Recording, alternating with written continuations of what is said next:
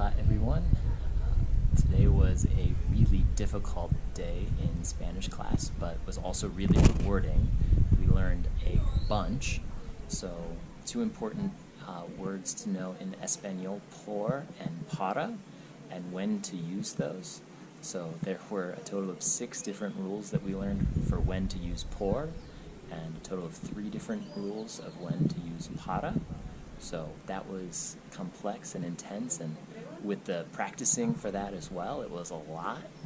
But the biggest part of today was learning about the differences and how to use direct and indirect objects in Espanol. So this is all, of course, still in the present tense, but there were lots of pronouns to become familiar with, ones that had sounded familiar. So there are 3 pronouns that you use with direct objects. There are 5 pronouns that you use with indirect objects. And had you asked me this morning if I knew what the difference was between direct and indirect, or even what either one of those are, I probably couldn't have told you what the definition was or give an example of one in a sentence. So not only did I have to relearn that today, but then also start to learn the differences. And I was really proud because during the practical part of the day, at the very end, I was getting really good at understanding how to translate those. And really what you have to do is you don't focus so much on the pronoun that's being used, but it's on the way that the verb is being conjugated.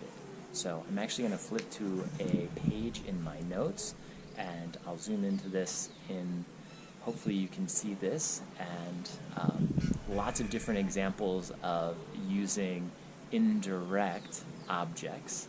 And the last example on the page is particularly tricky, and it was the last one that my teacher Susanna gave me, and it wasn't one that I got right immediately, but I thought it was really interesting. So if you take a look at those last 2 statements, hopefully you can also see the same differences. So that was all great. If you'd like, you can also stay tuned here at the end of the video. I show you quickly what one of our pauses look like. We call them pausas. So it's just our break where we have some coffee and tea. So enjoy that and catch up with everyone later. Everyone, so every day we have a pausa during our Spanish school.